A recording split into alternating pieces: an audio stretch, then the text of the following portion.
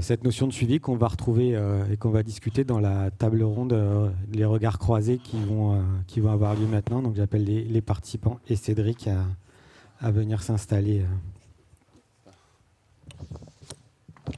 Merci Jérémy. Donc qui dit session colonne d'eau dit qualité de l'eau quand même. Donc on a plusieurs projets dans Seine-Aval 7 sur ce thème-là. Est-ce qu'on vous propose une petite session qu'on a intitulée Regards croisés? C'est surtout des projets qui démarrent et qui ont une cohérence d'ensemble entre eux. Donc c'est voilà, pour essayer de vous traduire ça un petit peu autour des outils suivis, des outils de suivi qu'on peut mobiliser pour cela. Donc du coup j'ai appelé pour me rejoindre Florence Menet, donc qui est cadre de recherche à l'Ifremer en biogéochimie marine et qui coordonne le projet Taranis. Romaric Vernet, chercheur en dynamique hydrosédimentaire à DICED, à l'Ifremer aussi, et qui va nous parler du projet Fresque. Benoît Xuereb, qui est co-toxicologue à CBio à l'Université du Havre et qui a coordonné le projet Biosurveillance. Et Jean-Marie Barrois, qui est en thèse à M2C à l'Université de Rouen et qui va faire sa thèse dans le cadre du projet Taranis Destox. Le Bitonio, merci. Alors, juste pour introduire ça, deux, trois éléments. Le suivi de la qualité de l'eau, c'est pas une histoire nouvelle. Les premiers suivis, ça date de 1956, après un été très chaud où il y avait eu pas mal de mortalité de poissons. Ce suivi perdure encore aujourd'hui. C'était le CNES, ça a été repris par l'Agence de l'eau récemment à l'échelle du réseau, et un suivi qui a pas mal évolué au cours du temps pour s'adapter aux enjeux de gestion, aux enjeux de connaissance, aux outils de suivi disponibles.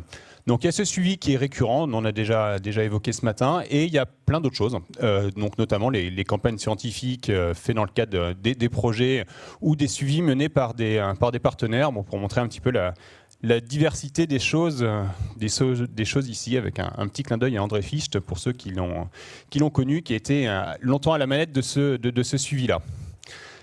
Pour vous remontrer ce que peut donner un peu cet ensemble de données, si on dézoome, ça nous permet d'avoir une vision multithématique sur le long terme et tout au long de l'estuaire. Alors multithématique, je vous illustre ça juste par exemple pour les suivis chimie, avec des suivis qui sont faits dans le sédiment.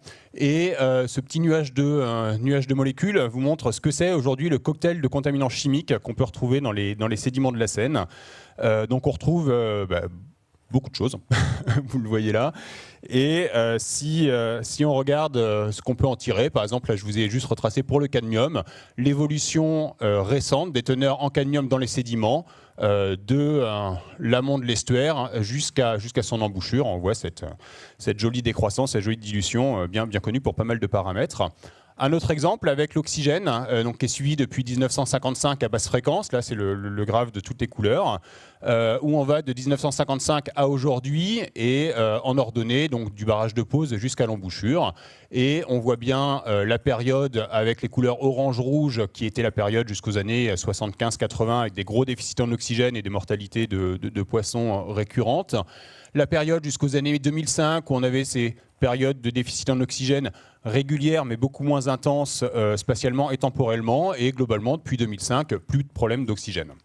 Et adossé à cette basse fréquence, on a aujourd'hui ce réseau de suivi haute fréquence qui, sur un point, permet de montrer cette variabilité qu'on peut avoir à haute fréquence. Alors, dans Seine-Aval, aujourd'hui, qu'est-ce qu'on se pose comme question sur les enjeux liés, sur les questions liées à la qualité de l'eau? Il y en a plusieurs, et c'est ce qu'on va un peu évoquer dans ces regards croisés. Il y a les questions des apports de polluants lors des événements spécifiques, de type accident, de crue, orage. Quelle résilience de l'estuaire par rapport à ces phénomènes-là?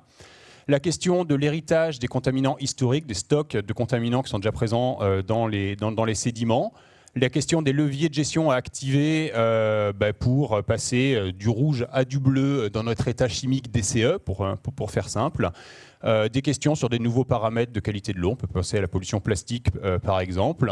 Les impacts de cette contamination sur le vivant et les évolutions dans le futur. Alors, pour alimenter ça, peut-être première question pour Romaric, pour revenir sur le réseau Fresque, le réseau haute fréquence. Et plutôt sur son volet innovation pour voir un peu aujourd'hui ce qu'on a dans les tiroirs et comment ça va permettre d'alimenter, d'améliorer les suivis haute fréquence dans les prochaines années. Ouais, faut monter tu montes le bouton. Merci Cédric, parfait. Alors Fresque, c'est un réseau qui est en fait un assemblage de réseaux, c'est un méta-réseau, j'aime bien l'appeler comme ça. On a beaucoup parlé de Synapse ce matin avec la présentation de Jean-Philippe. En fait, c'est une association de 3 réseaux. Le réseau Mécène qui est à l'amont, qui est piloté par le SIAP, donc Synapse, que vous avez vu aujourd'hui, qui est copiloté par Aropa et le programme Sénaval. Et puis le réseau qui est à l'aval, qui est un réseau plutôt de bouées marines, ou à l'embouchure, avec le réseau Costachef. Et donc l'objectif en fait de ce réseau, c'était d'acquérir à la fois des paramètres qui étaient standards, qui permettaient d'avoir une référence, température, salinité, turbidité et oxygène dissous, et puis de faire de l'innovation. Pascal en a parlé un petit peu tout à l'heure, innovation sur des capteurs qui répondaient à des enjeux particuliers, les nitrates par exemple, où on a pu tester différents capteurs qui étaient liés à justement à la présence de ces nutriments dans l'eau, à la fois à l'amont et à l'aval. Pas mal d'études qui ont été faites avec la bouée Smile qui est donc en baie de Seine en face de Luc-sur-Mer. On a travaillé sur le côté production primaire, donc on a innové autour de cette question qui était finalement comment suivre les populations phytoplanctoniques, leur productivité. On a mis en place des capteurs qui étaient innovants à ce sujet, qui permettaient de voir les nutriments, donc on en a parlé, et aussi des espèces phytoplanctoniques. Et puis on innove aussi sur d'autres problématiques plutôt dans l'embouchure. Là, dans l'embouchure, la question qu'on s'est posée, alors une des questions, c'est pas la seule, c'était sur l'évolution des transferts hydromorpho-sédimentaires, les transferts de sédiments. Et donc la question qui se posait, c'était est-ce qu'on peut essayer de dissocier la présence de différents types de particules sédimentaires, sable et vase en suspension. Et donc pour ça, on a cherché aussi à innover en couplant différents types de capteurs pour apporter ces éléments de réponse. Alors comment on fait dans Fresque pour alimenter cette question-là? On fait des études en laboratoire d'abord. On essaye de voir comment ces capteurs réagissent, quelles sont leurs limites, et puis après on les teste sur le terrain pour vérifier qu'effectivement ces hypothèses avaient été bonnes et permettaient d'apporter le bon indicateur. Et donc c'est un des succès, on va dire, de Fresque, c'était de proposer des nouveaux capteurs, de démontrer leur applicabilité. Et puis comme tu le disais en intro, éventuellement, si on le démontre, après ça peut rentrer dans les suivis un peu plus long terme et patrimoniaux du réseau Seine-Aval. Merci. Du coup, on voit, enfin, la haute fréquence, ça permet notamment de documenter ce suivi un peu long terme, mais aussi de voir la réactivité du système, sa dynamique. Et on voit que en période voilà, de crues, d'orages, d'accidents, on voit un système qui répond vraiment de façon assez rapide. Et du coup, avec la question de la qualité de l'eau, comment est-ce qu'elle peut évoluer lors de ces épisodes. Donc voilà, question là, plus pour Florence. Donc, qu'est-ce qu'on a aujourd'hui un peu comme outil qu'on peut déployer pour essayer de suivre ce type d'événement? Qu'est-ce qu'on a dans la musette pour suivre ça? Oui, merci Cédric. Donc effectivement, l'échantillonnage de ce type d'événement présente une vraie difficulté opérationnelle, puisque du coup, arriver à capter un signal chimique et écotoxique sur une courte période, c'est pas facile. Donc on a les techniques un peu traditionnelles de prélèvement ponctuel, mais bon, voilà, ils sont représentatifs d'un instant T, et donc avec beaucoup de contraintes logistiques. Et donc, dans le projet Taranis, en fait, on a proposé d'utiliser des outils qui sont de plus en plus utilisés maintenant dans différents projets. C'est les outils intégrateurs de contamination chimique et des effets dans différentes matrices. Donc, on est en train, puisqu'on a commencé, d'échantillonner. Donc, dans la matrice eau, on utilise les échantillonneurs intégratifs passifs, ce qu'on appelle les PO6 pour les substances organiques. Donc, on travaille sur les pesticides. On a aussi des membranes spéciales pour le glyphosate et des produits pharmaceutiques. Et les DGT, donc, qui sont des capteurs spécifiques pour les métaux. Donc ça va nous permettre de faire un peu un état de ce qui se passe au niveau chimique. Au niveau matrice biote, on déploie des moules, donc la matrice donc avec notre partenaire Cébio à Reims. Donc on déploie des moules Dressen en KG sur nos différentes stations et on regarde la bioaccumulation et différents biomarqueurs. Et enfin, la troisième matrice, c'est les particules. Donc là, on déploie des pièges à particules. Donc on s'appuie pour ça de l'expérience qu'il y a eu dans le Rhône. Parce que dans le Rhône, ça fait 10 ans qu'ils utilisent des pièges à particules pour capter les MES et faire un état des lieux un peu de la contamination chimique. Et à cela, on va aussi faire des bioessais sur ces sédiments, donc en utilisant les mêmes types de bioessais qui ont été utilisés notamment suite à l'accident de Lubrizol. Ok, ouais. Donc on reviendra sur cette carte tout à l'heure. Juste là, du coup, on voit qu'on essaye de documenter la qualité de l'eau sur des épisodes récurrents, mais qui peuvent impacter la qualité de l'eau. Il y a cette hypothèse-là, et il y en a une deuxième, qui est celle de stocks de contaminants présents dans l'environnement, de contaminants plutôt anciens. Et là, du coup, question plus pour Jean-Marie. Qu'est-ce qu'il y a derrière cette question? Est-ce qu'il y a un secteur de l'estuaire plus concerné qu'un autre? Comment est-ce qu'on peut aller regarder la présence de ces stocks et les estimer? Alors, ces stocks, ils sont particulièrement bien représentés à l'estuaire amont, et particulièrement en amont de Rouen, dans le secteur des îles, qui fait l'objet d'investigations dans le cadre du projet des stocks, alors qui débute, hein, donc pour l'instant, il y aura beaucoup d'a priori et pas encore de résultats. Mais donc c'est une zone qui historiquement, disons des années 50 à 90 pour parler que des polluants organiques, hein, encore antérieur pour les polluants métalliques, c'est une zone qui a perçu, en plus d'apports amont importants de la Seine, de l'Eure, qui a perçu des apports locaux parce qu'elle a été le siège de plusieurs industries chimiques, elle l'est encore, dont notamment fut un temps une des plus grosses industries du pays, qui a d'ailleurs été pas mal épinglé à l'époque pour la mauvaise qualité de ses rejets. Et donc on a, pour aller un peu dans ce sens, on a les données les plus anciennes à notre disposition sur cette zone de suivi, des concentrations en PCB notamment dans les sédiments, qui sont supérieures à tout ce qui a pu être mesuré jusque-là n'importe où en Seine. Donc on est vraiment, a priori, encore une fois, sur un hotspot de contamination en Seine. Mais c'est aussi un endroit qui, dans cette même période de forte contamination, a été fortement anthropisé, rescindé pour sécuriser la navigation, ce qui a généré des sites de dépôt relativement préservés par rapport à ce qu'on peut voir à d'autres endroits dans l'estuaire, qui ont théoriquement, encore une fois, permis l'archivage, le stockage de contaminants en grande quantité. Donc du coup, dans le cadre du projet des stocks, moi je fais ma thèse sur ce projet qui débute. Dans le cadre de ce projet, l'objectif c'est d'aller évaluer les stocks de contaminants en présence et leur toxicité. Donc on a identifié 6 sites qui sont sur la carte entourée en rouge, qui représentent la majeure partie des zones intertidales de cette zone. Et donc cet objectif d'évaluation des stocks, on va le faire dans un premier temps de manière, je dirais, plus classique. Donc en couplant caractérisation de la géométrie, de la structure des dépôts par des méthodes géophysiques, couplées à des mesures chimiques usuelles le long de la carotte de sédiments. Mais la limite de cette méthode-là, c'est que on va pas pouvoir, c'est pas concevable, que ce soit en termes de temps d'analyse ou de coût, de faire des analyses chimiques classiques avec une résolution correcte sur X carottes pour chacun des 6 sites.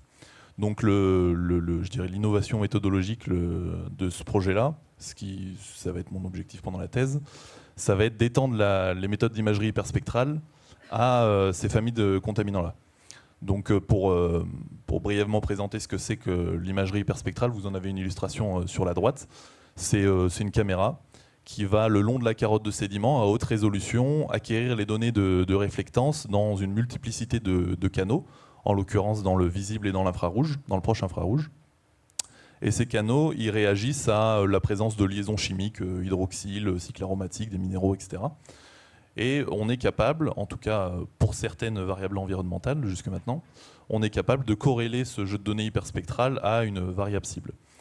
Et donc l'idée c'est de pouvoir corréler les données hyperspectrales obtenues sur une carotte de sédiments sur laquelle on aura également fait des mesures chimiques classiques. Et à partir du moment où on aura établi, qu'on aura mis en place ce modèle de corrélation entre image hyperspectrale et mesure de concentration en contaminants, on pourra, sur toutes les autres carottes engagées dans le projet, obtenir les concentrations en contaminants uniquement à partir d'images hyperspectrales. Donc avec un temps d'analyse et un coût bien moindre. Alors je parle au conditionnel, hein, parce que c'est des choses qui sont en développement. C'est une utilisation de l'hyperspectral qui est encore récente et même quasiment inexplorée pour ce qui est des contaminants. Donc c'est l'objectif de la thèse. Merci.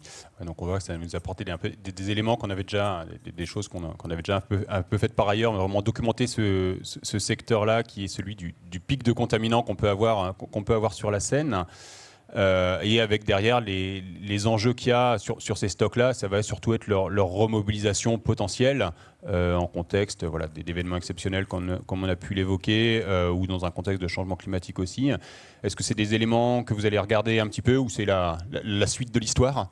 Alors, c'est plutôt la suite de l'histoire. L'objectif de la thèse, ça va être de donner des billes pour ces futurs travaux qui viendront sur les remobilisations potentielles. Il y a deux types de scénarios de remobilisation. Il y a un scénario, disons, à moyen-long terme en lien avec les modifications hydrodynamiques qu'on peut attendre avec le changement climatique. On en parlait ce matin, évolution du niveau marin, potentiellement intensification de la saisonnalité. Mais il y a aussi un scénario de remobilisation de ces sédiments à plus court terme. Je pense par exemple à un projet du Conservatoire d'espaces naturels qui, pour reconstituer la continuité écologique, va ouvrir une digue entre les îles Durand et Le Garret, entre les îles Durand et Sainte-Catherine, donc au nord du site berge inondable de l'île Durand, au sud-ouest de notre site, de notre zone d'étude, et envisage potentiellement à l'avenir de multiplier ce genre de projet d'ouverture de digues. Donc ça pose la question de la pérennité de ces stocks qui seront très probablement impactés par ces aménagements. Et sachant que ces stocks, il y a une partie des contaminants qui sont présents dans ces sédiments qui sont bioaccessibles. Et en fonction des concentrations et des cocktails chimiques qu'on aura à mesurer, qui sont potentiellement toxiques. Donc ça, c'est aussi un des objets de la thèse, c'est d'identifier le risque potentiel associé à la remobilisation, pas tellement d'identifier l'importance probable de la remobilisation, ça sera un projet futur, mais d'identifier le risque qui serait associé avec cette remobilisation en mesurant par des tests écotoxicologiques la toxicité des contaminants, la part bioaccessible de ces contaminants. Donc voilà, et puis peut-être même sur un aspect plus réglementaire, ça peut aussi être un risque de non-atteinte des objectifs de retour à un bon état écologique voulu par la DCE, sachant qu'on est dans une zone qui est encore aujourd'hui en mauvais état. Donc il y a des enjeux à différents niveaux avec ces stocks et la potentielle remobilisation. Du coup, ma transition est toute faite pour Benoît. On voit qu'il y a des cocktails de contaminants. Il va avoir des apports aussi de contaminants un peu historiques. Au-delà de l'aspect chimique de la question, il y a la question surtout sur l'impact sur le vivant. Donc aujourd'hui, qu'est-ce qu'on a comme outils qui peuvent être disponibles pour un suivi de ces impacts du cocktail de contaminants de l'estuaire sur le vivant? Alors, au risque d'être un petit peu trivial, en fait, faut comprendre qu'il y a différentes approches et qu'en fait, on va les mobiliser en fonction de la façon dont on va décliner les questions. C'est-à-dire que si la question, c'est de savoir quel est l'impact de la contamination sur les populations locales, dans ce cas-là, on va plutôt étudier les effets biologiques sur des organismes autochtones directement prélevés dans l'estuaire.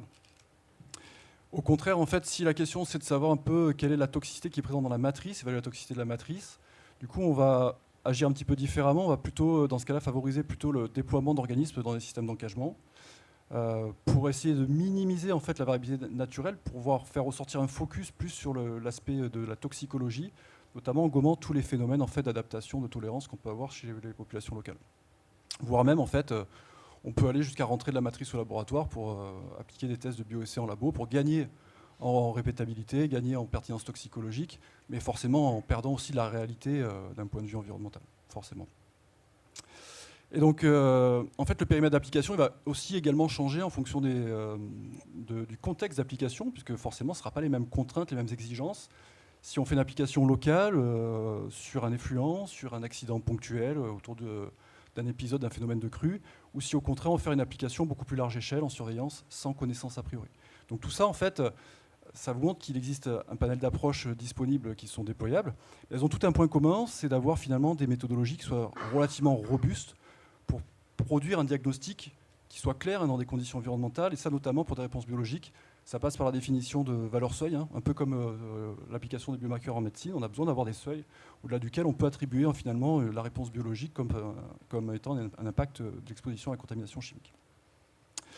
Et donc en fait, toutes ces questions, ça fait plusieurs années qu'elles sont soutenues par le GIP Seine-Aval. Et la dernière action en date qu'on a choisi de vous montrer avec Cédric, là, c'est l'action qui a été menée dans le cadre de biosurveillance, un projet financé par l'Agence de l'eau, co-construit avec l'Agence de l'eau et le GIP. Et du coup, en fait, l'idée ici, c'était d'évaluer finalement, d'éprouver le déploiement de biomarqueurs dans un contexte de surveillance large échelle, le long d'un continuum de masse d'eau, donc de masse d'eau très amont, de masse d'eau douce, jusqu'aux masses d'eau littorales à la mer. Et donc en fait, pour pouvoir répondre à cette question, c'est 27 stations qui ont été étudiées pendant 2 années de déploiement sur 3 continuums qu'on peut voir apparaître, hein, la Seine là, en rose, l'Orne en jaune, la Vire en rouge, et puis quelques points qui ont été rajoutés, hein, comme les points littoraux sur le Cotentin, quelques points sur la Touques, etc. Et donc en fait ici, le suivi de biomarqueurs il a été fait sur des espèces qui ont été encagées, donc on peut voir des systèmes d'encagement qui apparaissent sur les photos.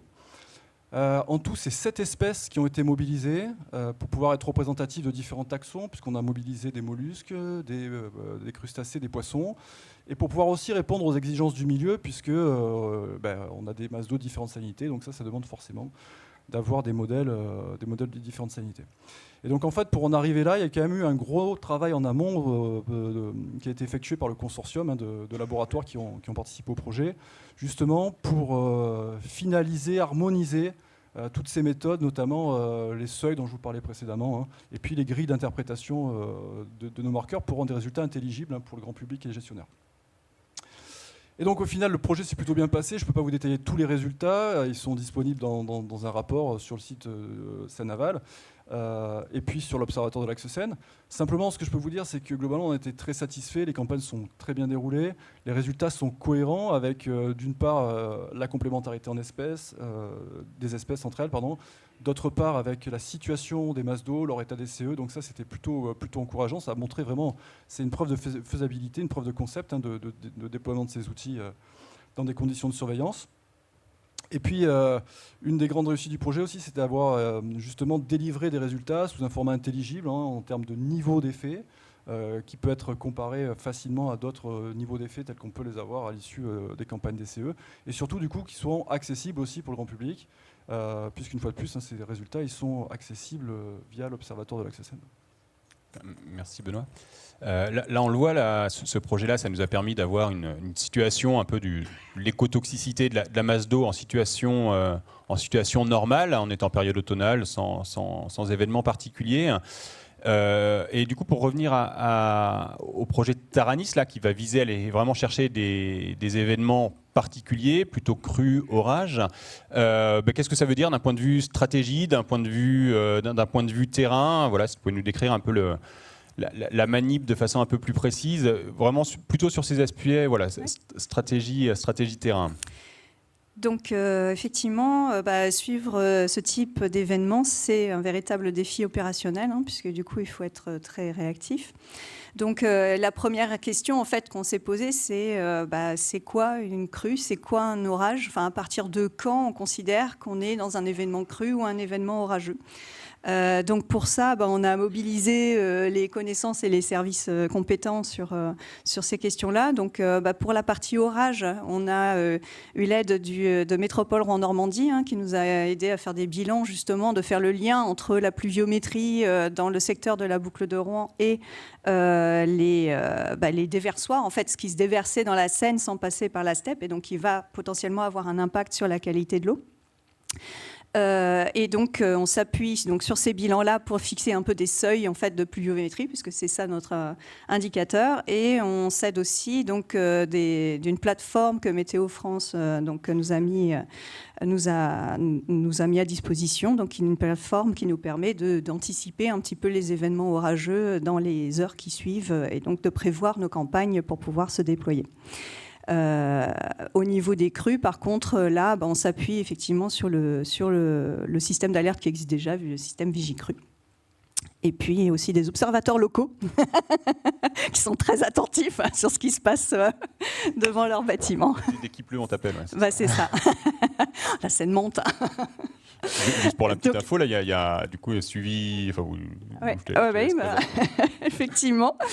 Donc tout ça, donc la stratégie qu'on a définie pour regarder tout ça. Donc c'est une stratégie déjà aussi de niveau ambiant, puisqu'on a besoin aussi de pouvoir comparer en fait ce qu'on va mesurer pendant ces événements par rapport à une situation entre guillemets normale. Et donc c'est représenté sur la carte donc par les espèces de petites bulles avec un encéphalogramme. Donc on a 5 stations identifiées, donc de Pose, Rouen, Val-des-Leu, Côte-Bec, Fatouville. On a essayé de se poser sur des stations qui disposaient en plus de des mesures haute fréquence synapse, puisque ça nous permettait en même temps d'avoir d'autres paramètres physico-chimiques en continu. Bon, il n'y en avait pas partout sur tous les sites où on voulait se positionner, parce qu'on a eu le challenge aussi de pouvoir trouver des pontons en fait, pour pouvoir s'installer dessus, demander des autorisations pour pouvoir se déployer à partir de ces pontons-là. Donc, on va avoir donc ces campagnes niveau ambiant, donc à peu près une par saison. Donc là, on en avait enclenché une là en novembre, sauf que la Seine a décidé qu'il était temps de répondre à la pluviométrie qui se déverse dans tout le bassin. Donc ensuite, pour la partie crue, on se fie. Donc l'idée, c'est d'avoir vraiment un aperçu sur tout le linéaire pareil de l'estuaire. Donc c'est les mêmes stations, donc où on sera en événement cru. Donc on va redéployer les différents outils que j'ai présentés tout à l'heure, donc les échantillonneurs passifs, les cages de moules et les pièges à particules sur ces différents sites. Et ensuite, on va avoir la stratégie orage. Donc, dans l'appel à projet du GIPSA Naval, il était demandé de se focaliser sur la boucle de Rouen, donc, qui englobe pas mal d'activités et de pression. Et donc, c'est donc les stations avec un petit éclair pour représenter les orages. Donc, on a 4 stations. Une station à Onfreville, un petit peu en amont de la partie urbaine de Rouen, donc à Rouen. Donc, ça nous fait une station commune à toutes nos stratégies. Petit Couronne, qui nous permet d'avoir une station intermédiaire, et après toute la partie portuaire et une grosse partie industrielle et la steppe émeraude. Et enfin, la station Val-des-Leu, qui nous permet de faire un peu un point sortie en fait, de toute cette stratégie. Et donc, c'est vrai que le gros challenge, c'est la réactivité, puisque du coup, effectivement, ces événements sont pas très longs, enfin, la crue un petit peu plus que les orages, et donc, on fait au mieux. Et ce qui est bien, c'est que comme ça, on est super content quand il pleut. C'est ça, effectivement. Benoît, je reviens vers toi. On voit dans ce que tu as présenté tout à l'heure, dans les outils là aussi déployés dans le cadre de Taranis, qu'il y a des outils de suivi de la qualité de l'eau qui nous semblent pas loin d'être matures pour intégrer des suivis plus pérennes et de faire évoluer ce suivi-là.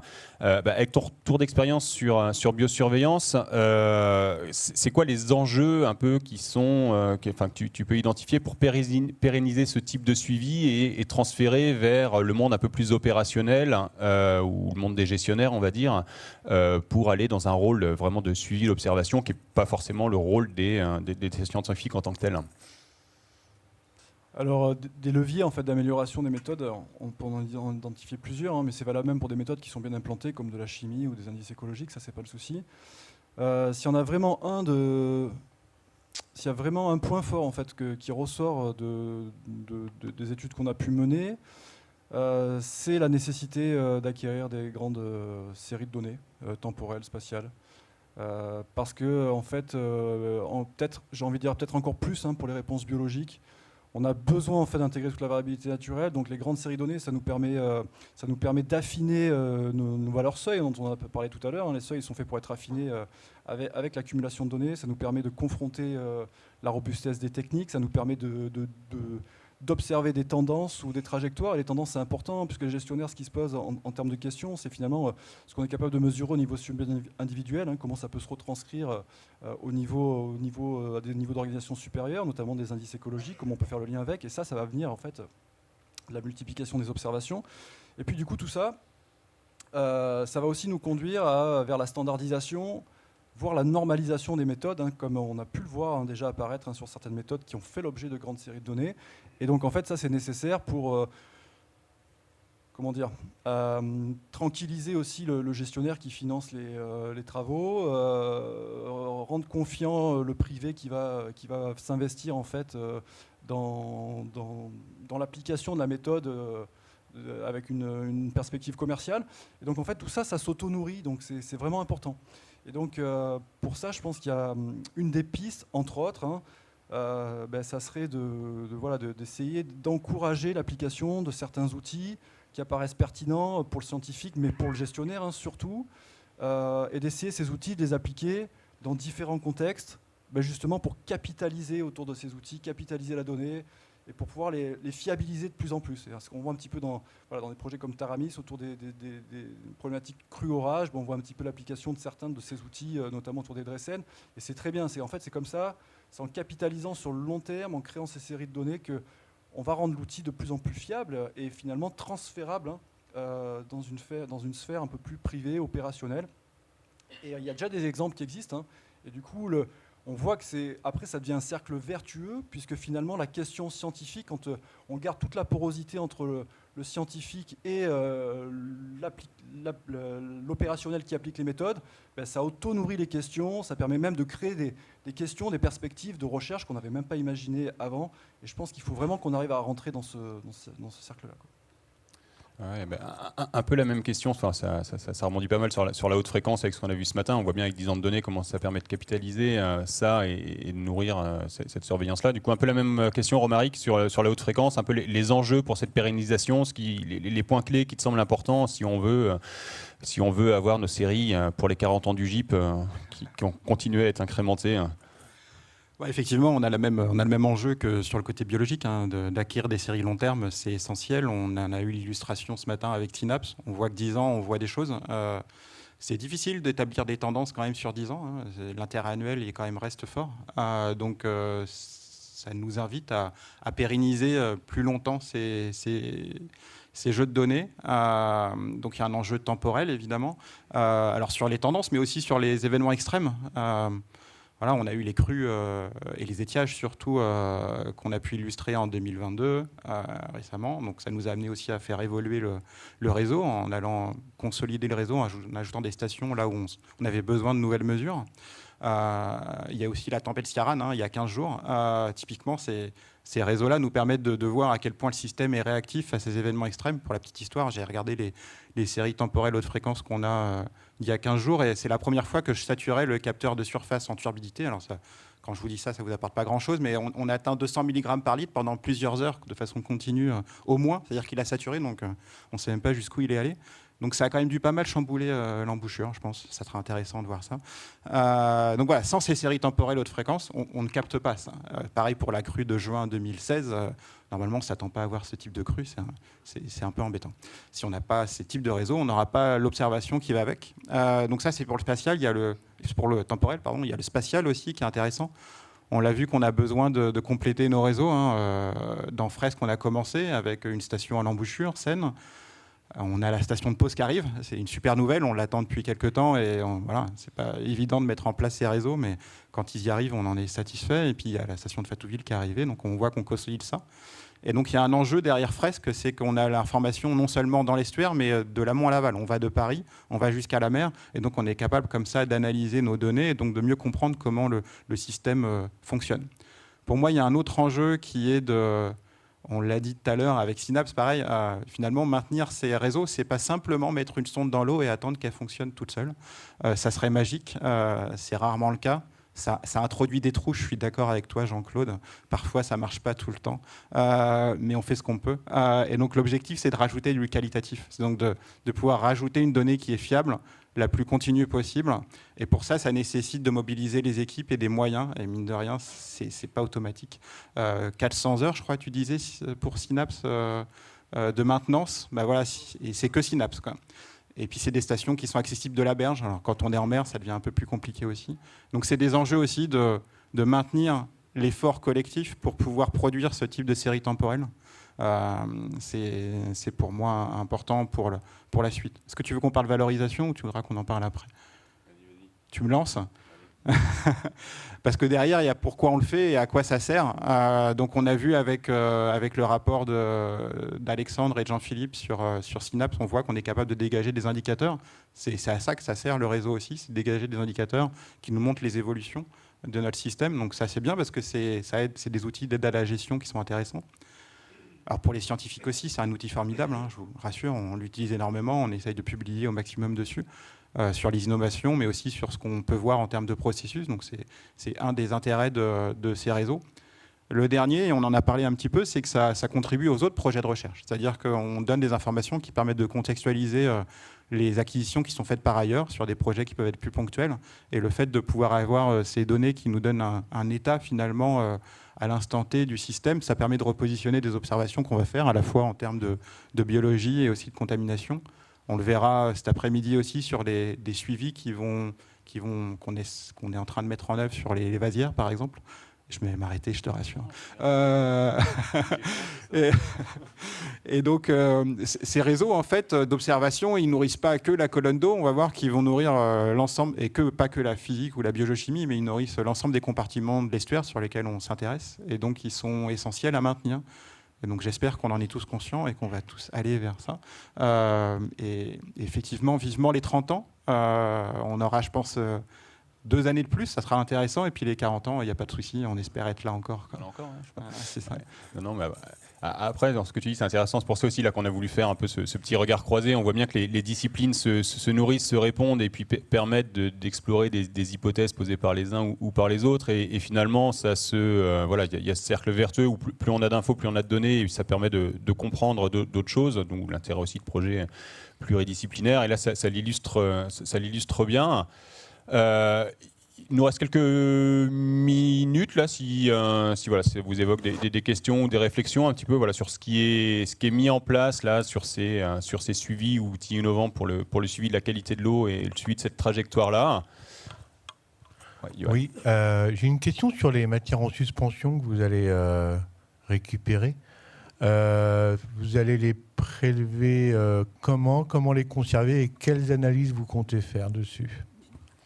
Alors pour le prélèvement, donc c'est un piège à particules, donc ce qu'on appelle le PAP.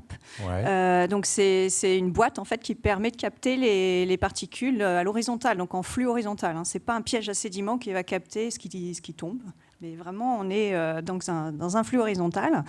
Ça marche plutôt bien parce qu'on a fait une campagne test là entre septembre et octobre et en fonction des points, c'était bien plein. Et donc les analyses qu'on va faire dessus, on va faire de la granulométrie laser pour bien qualifier les caractéristiques des particules qu'on aura récupérées. On va faire de la chimie.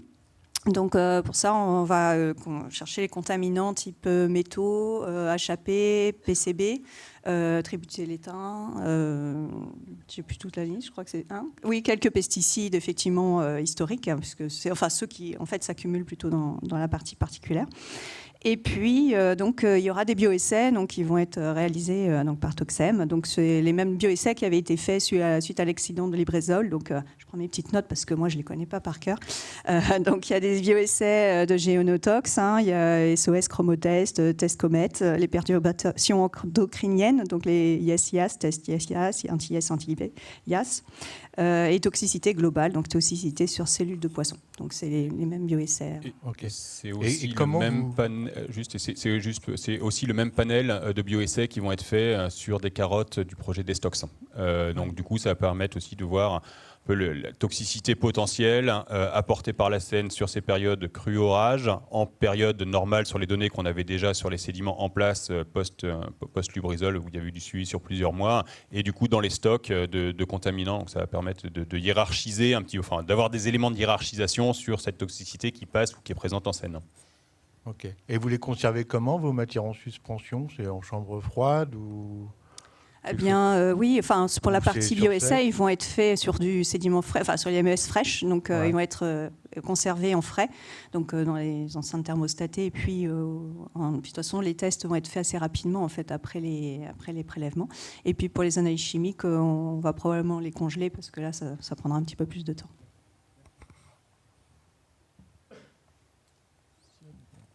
D'autres interventions ?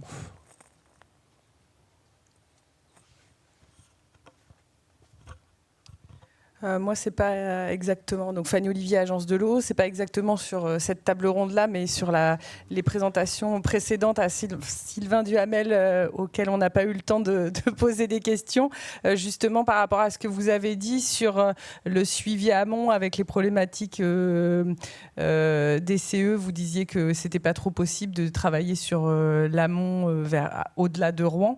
Qu'est-ce que vous, du coup, vous proposez comme méthode pour qu'on ait un meilleur suivi poisson sur ce secteur-là, puisque il faut savoir quand même, on n'en a pas encore parlé, mais on a un nouveau quand même maître d'ouvrage qui vient d'arriver sur la vallée de la Seine, le syndicat mixte de gestion de la Seine normande, avec lequel on va quand même financer pas mal de choses dans les années à venir. Donc on espère que la Seine va s'améliorer dans le secteur. Et donc si on a un meilleur suivi sur l'amont, puisqu'on va sûrement commencer par ce secteur-là, si vous avez des idées d'amélioration d'indicateurs, ça serait pas mal. Merci.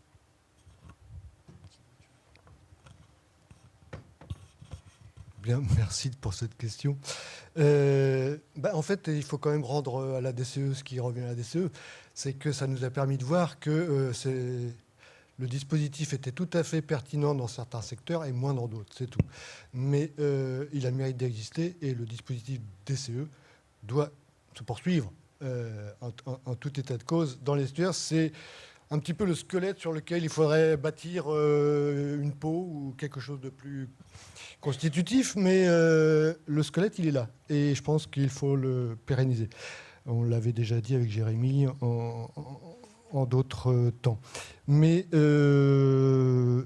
en tout état de cause, c'est vrai qu'il faudrait rajouter peut-être des techniques ou une méthodologie d'échantillonnage ou y réfléchir pour le moins dans le secteur en amont de Rouen, parce que, comme je l'ai dit, c'est un assemblage d'espèces qui est particulier. On arrive dans un assemblage d'espèces typiquement d'eau douce, avec une dominance de poissons, d'eau calme, des eaux nettement plus claires. La masse d'eau est également très différente de celle qu'on observe à Laval. On est en limite de marée dynamique parfois, en limite de marée dynamique, on va dire, dans certaines conditions de marée, on a l'influence du flot qui s'arrête à Wessel, quand même, il faut le signaler. Et donc, je pense qu'on aura probablement une réflexion à mener sur des méthodes d'échantillonnage plus passives, pas basées sur un chalutage tel que celui qui a lieu actuellement. Je pense qu'il y a déjà des réflexions en cours, notamment au travers de travaux menés à l'agence, pilotés par l'agence de l'eau, puisqu'il y a eu des tests sur la dive effectués à partir de verveux. Et il est question actuellement de suivre la masse d'eau de transition dive à l'aide de cette technique. Donc voilà, il y a des pistes en cours. Est-ce que... on peut y réfléchir également sur la partie amont de la Seine. Merci Sylvain. Alors d'autres... ouais, tout au fond, Claude. Le recours à l'imagerie perspectrale me semble extrêmement intéressante, mais j'imagine que dans le cadre de votre thèse, vous êtes amené à étudier tous les biais indus qui peuvent exister. Donc, est-ce que éventuellement vous pouvez nous en dire un mot, ou enfin nous montrer que vous n'êtes pas dupe des risques, parce que bon, les perspectives intéressantes quand on se trouve, ça correspond à ce qu'on cherche, c'est bien, mais au-delà. Alors, il y a des risques, il y en a plusieurs. Alors, pour commencer un peu plus large, il y a par exemple le risque, pour le dire clairement, de ne pas y arriver pour certains contaminants. C'est-à-dire que l'hyperspectral dans le visible et le proche infrarouge, ça marche bien avec les liaisons chimiques. Ça pose problème quand on s'intéresse aux polluants métalliques, parce qu'ils présentent différentes spéciations. Donc c'est une complexité supplémentaire. Il faudrait avoir des modèles de calibration pour chaque espèce chimique, le métal sous forme oxydée, réduite, etc. Donc au niveau des métaux, il y a un très très très très gros travail qui s'annonce et je pense que je regarde mon financeur du coin de l'œil. Tous les contaminants. Oui, bah ça va marcher, c'est clair.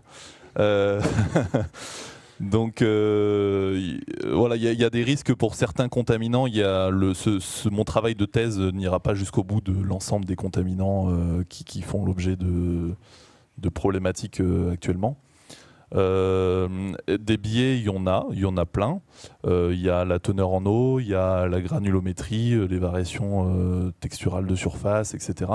Et puis, comment dire, c'est une méthode qui est, pour l'instant, qu'on considère semi-quantitative, justement du fait de tous ces biais, parce que en fait, on ne fait que calibrer des données d'analyse chimique classique obtenues sur un volume de sédiments à une image hyperspectrale obtenue sur une surface. Donc il y a des biais volume-surface, il y a tout un tas de biais. Pour faire notre modèle, on va essayer d'avoir une gamme de calibration qui prennent en compte toutes les valeurs qui sont présentes dans notre échantillon. Sauf qu'avant d'aller sous-échantillonner notre carotte, on ne sait pas où est-ce qu'il y a les valeurs maximales ou où est-ce qu'il y a les valeurs minimales. Donc voilà, il y a beaucoup de biais, les lister comme ça, je ne peux pas, mais on en a conscience et on a des méthodes pour les quantifier, pour quantifier in fine la robustesse de notre modèle de calibration et la précision de nos déterminations hyperspectrales. Et le gros intérêt, c'est que ça va nous donner des premiers éléments d'extrapolation, c'est surtout ça, quand on a un secteur qu'on va regarder, qu'on peut imaginer plus ou moins homogène. Faire une carotte avec toutes les analyses chimiques et écotoxiques qu'il y a, c'est des choses qui sont assez coûteuses. Donc on a l'image de la carotte et là ça va permettre au moins d'avoir des éléments qualitatifs d'extrapolation à un secteur et d'estimation vraiment de stocks qui peuvent être présents. Il y a plein de limites, mais ça donne ces premiers éléments-là. Puis là on a le plus dur, on a des zones où il y a plein de contaminants, donc c'est bon, le plus dur est fait maintenant. Peut-être une dernière question avant la pause déjeuner ou alors on a éclusé vos différentes remarques. Ouais, Mickey. Oui, tout en exprimant toute notre appréciation pour le travail du GIP et les nombreux projets qui sont menés par votre médiation. Je constate que tout le monde est d'accord maintenant sur l'importance des suivis à long terme, mais est-ce qu'il ne serait pas intéressant aussi de plus intégrer, au lieu d'avoir des dizaines de projets, d'avoir 2 ou 3 grands projets où tout le monde est plus amené à travailler sur les mêmes stations, avec la même fréquence, etc., bien qu'on sait qu'il y a toujours des contraintes logistiques, etc. Vaste débat. Y a plusieurs éléments. Enfin, l'idée, c'est pas forcément de répondre à ça là, mais les gros projets, ça implique d'autres complexités de gestion, de programmation, etc. Enfin, on l'a bien vu dans Sarthe, par exemple, pour des gros projets comme ça, ou d'autres projets qu'on avait fait pas mal dans Seine-Aval 5 aussi sur des gros projets.